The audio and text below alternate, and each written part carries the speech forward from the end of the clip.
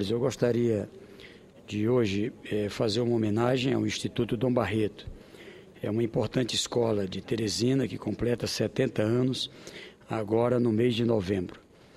Melhor dizendo, é uma das melhores escolas do país, segundo dados do Exame Nacional do Ensino Médio.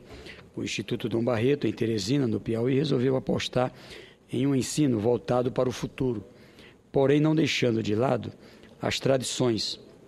A escola apresenta como diferencial o incentivo à leitura, carga horária de estudo de mais de 7 horas, a exigência do Ministério da Educação é de apenas 5 horas, além de um currículo mais abrangente, com disciplinas, por exemplo, que estimulam o raciocínio, o xadrez, o latim, também a filosofia, a sociologia, hebraico, grego, bíblico, enfim.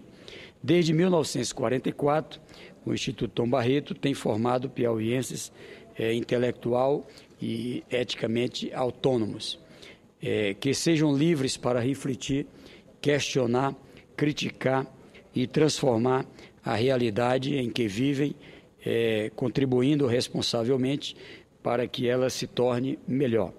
Criado há 70 anos pela Congregação das Irmãs Missionárias de Jesus Crucificado, o Instituto Dom Barreto foi administrado durante mais de 20 anos pelo diácono Marcílio Rangel. É um colégio católico, mas não é mais dirigido por freiras. Hoje ele tem uma direção competente, enfim, que trabalha e atua de modo muito dedicado. Aqui, em nome da professora Maria Estela Rangel da Silva, que com muita paixão, com muito carinho, trabalha o Instituto Dom Barreto, eu quero saudar todos que fazem esse instituto, dar como líder, senhor presidente, aqui esse pronunciamento em que faço uma homenagem ao Instituto Dom Barreto. Ele é um exemplo de qualidade. Quando fui governador do estado, foi um importante parceiro na estruturação da busca de qualidade das escolas, e agora eu quero, com essas experiências, não só do Dom Barreto, como de outras escolas públicas e privadas do meu estado, trabalhar na condição de governador a partir do próximo ano, a qualidade na educação. Nós queremos no estado trabalhar o ciclo completo da educação, ou seja, em cada município, os 224 municípios do Piauí, ter a creche, ter o ensino infantil, o ensino fundamental, o ensino do Pronatec, o ensino profissionalizante, o ensino técnico, o ensino médio tradicional e também, claro, ensino superior e pós-graduação. Isso já é uma realidade em vários municípios e queremos também, junto com isso, estar trabalhando a qualidade na educação. Então, aqui, a minha homenagem por esse trabalho belíssimo do Instituto Dom Barreto. Mas, senhor presidente, eu queria, aqui nessa ocasião, também tratar de um tema fundamental. Muitas vezes aqui, de forma distorcida, é tratado da necessidade de uma revisão do orçamento, mais precisamente da meta de superávit primário. Aliás, nesse instante, vários estados brasileiros, incluindo de quem é governo, de quem é oposição, encaminham às suas assembleias também pedidos de revisão semelhante. A União também não é a primeira vez que faz revisão da meta de superávit primário. E a presidenta Dilma também encaminhou ao Congresso Nacional e esperamos a aprovação esta revisão. O que isso tem a ver com os interesses maiores da população? Primeiro, eu acho que qualquer pessoa que não tenha as cegas paixões da política consegue perceber o desafio que vivenciamos nesse instante no mundo.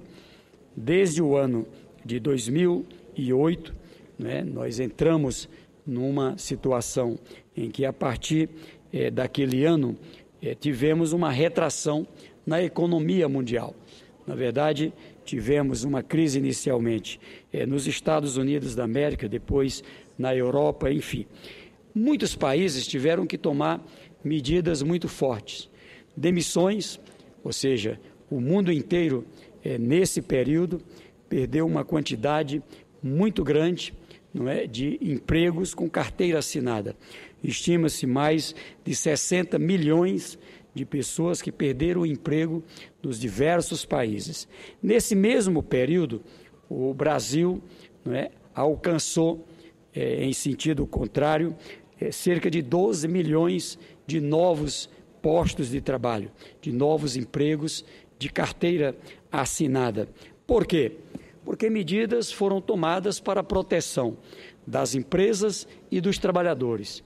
Aqui trabalhamos, nesse mesmo período, crescimento de salário mínimo, crescimento da renda, reajuste em vários setores e a presidenta, no ano de 2014, também adotou medidas no sentido da desoneração de tributos, de impostos. Aliás, é interessante, muitas vezes ouço críticas em relação a isso, às vezes de lideranças que também cobram, não é, a redução na carga tributária. Pois bem, a redução, a desoneração de tributos, aliás, como fizemos agora, há poucos dias aqui, foi aprovado pelo Congresso Nacional um refis que permite a negociação, não é, de empresas por empresas endividadas, para que elas possam, negociando a sua situação tributária, os encargos devidos, possam voltar a atuar e garantir as condições de produção, de prestação de serviços, enfim. Aqui tivemos a desoneração na folha de pagamento, tivemos a desoneração de tributos em várias áreas, permitindo, de um lado, alimentar o aumento do consumo, alimentar a compra e, com isso, gerar emprego, gerar renda. É isso que assegurou atravessarmos esse período turbulento, estamos atravessando, gerando emprego, gerando renda, ampliando novos trabalhadores que, tendo renda, participam do consumo, ou seja, e permite, ao mesmo tempo, que a gente não tenha a situação lamentável de vários países. Então, senhor presidente, eu quero aqui dizer que, além da desoneração de tributos neste ano, que teve impacto no ano de 2014, reduzindo, portanto, as receitas, aliás, tanto de estados como de municípios, nós temos uma outra situação que diz respeito ao aumento da taxa Selic. Confesso, pessoalmente, eu sou defensor de que não tivéssemos a elevação tão brusca como tivemos da taxa Selic. Coube ao Banco Central, através do Conselho que tem a responsabilidade de cuidar desse tema, portanto, não apenas da direção do Banco Central, mas com a presença de setores importantes da economia e do próprio governo, uma tomada de decisão que permitiu que a gente tivesse o aumento na taxa Selic. A taxa Selic, que teve uma importante redução durante o governo do presidente Lula e da presidenta Dilma e chegou agora a 11,25. Qual o objetivo estratégico nesse ponto? O controle da inflação, ou seja, garantir que a gente tenha, no ano de 2014, a inflação situada dentro da meta. Repito, pessoalmente, pelo que tenho trabalhado sobre essa temática, acho que nós teríamos até outros instrumentos que não precisasse aumentar a taxa Selic. Ocorre que, ao aumentar a taxa Selic, nós temos aí uma, como diria na linguagem popular, uma bocanhada nas receitas públicas, ou seja, dinheiro que é utilizado para investimento passa a ser consumido pelo pagamento de mais juros, mais encargos por parte da dívida do nosso país.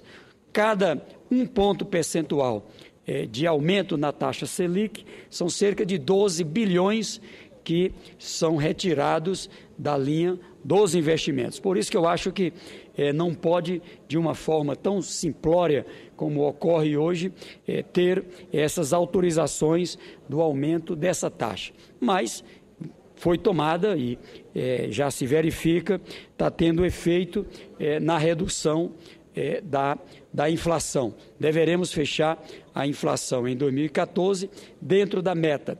Agora, tem uma consequência.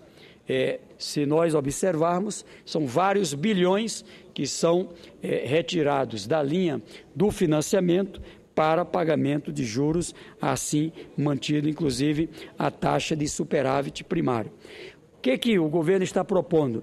Que a gente tenha uma revisão para evitar que a gente tenha cortes em áreas que são importantes para a população, desde obras, ações, enfim, com emendas de parlamentares, emendas individuais, emendas de bancadas, convênios com os municípios e com os estados, convênios diversos para obras de estradas, obras de sistema de água, de escolas, de unidades de saúde, enfim, daquilo que é a essência para a população. Garantir, portanto, que a gente tenha uma revisão favorável aos interesses maiores da população. É bom dizer, vários países do mundo, fizeram revisões e o Brasil perfeitamente pode fazer uma revisão como essa. Então, o que eu quero aqui é dizer que se trata de algo normal, de interesse da população, e por essa razão é que estamos aqui defendendo que a gente tenha a agilidade na aprovação, para que, de um lado, a gente possa ter uma flexibilização para que o Executivo possa fazer a adequação da taxa do superávit primário. O que é o superávit primário? É aquela reserva que é feita para dar segurança, aos contratos, de financiamentos, que se somam para financiar aquilo que a gente chama da dívida do país. O país tem contratos com o Brasil, com empresas brasileiras que compram títulos do governo e, com isso, garante os seus financiamentos. Então, eu estou aqui convencido de que a presidenta Dilma toma uma medida acertada, e eu lamento que muitos utilizem isso com um olhar apenas eleitoreiro, e que possamos aqui, com essa revisão, garantir interesses maiores da população. O cumprimento do plano de obras que foi traçado, obras que são importantes no meu estado, no Piauí, no estado de Vossa Excelência, no Acre, e em cada um dos estados brasileiros.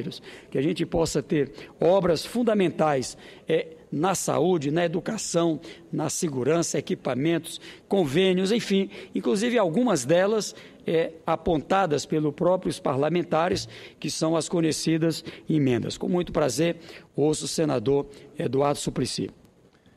Meus cumprimentos, senador Wellington Dias, pela análise que faz da proposição da presidenta Dilma Rousseff com respeito à lei de diretrizes orçamentárias, porque Vossa Excelência explica muito bem o quão importante será se assegurar a realização dos gastos, inclusive em parcerias com os estados e municípios e em todos os setores da economia em que o governo brasileiro está procurando assegurar a atividade econômica de uma maneira a mais saudável possível, de maneira que Vossa Excelência explica de como é que, não se permitindo a votação desta proposição, em verdade, vai se causar mais prejuízo à economia brasileira, dificultar ainda mais o andamento e a própria recuperação da taxa de crescimento econômico que todos nós, inclusive na oposição, desejamos. É assim, Vossa Excelência faz uma análise correta daquilo que efetivamente vamos decidir proximamente. Meus cumprimentos. Eu agradeço a Vossa Excelência e concluo, senhor presidente, chamando a atenção. Na verdade, temos que fazer uma opção. Opção atual. Fazer com que o governo, para cumprir com a meta de superávit primário, ou seja, fazer uma reserva, fazer uma poupança, para garantir que a gente tenha as condições, de apenas dar um sinal, uma segurança aos credores, enfim, ou garantir que a gente, e com isso, ter ali o cumprimento da meta atual. Essa é uma alternativa.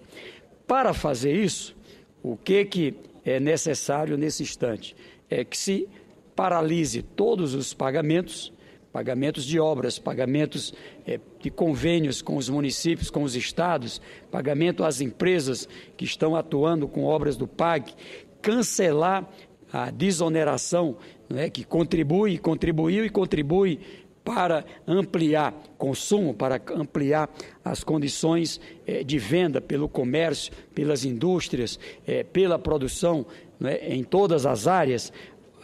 Eu acredito que, tendo um pensamento, tendo uma posição com um compromisso com o povo, com a população, certamente essa medida da presidenta é a medida mais acertada. Repito, da mesma forma que nesse instante vários estados estão fazendo a revisão, vários países estão fazendo a revisão, o Brasil, nessa conjuntura também, faz essa opção, pensar em manter as alternativas que vão permitir que a gente tenha as condições de prosseguir com obras, com ações, com programas, inclusive com desoneração de tributos, assegurando as condições de manter um patamar, mesmo que mais baixo, mas de geração de emprego e de aumento da renda. Então, essa a defesa que faço aqui, que possamos ter esse olhar e votar com os interesses maiores da nossa população. Muito obrigado.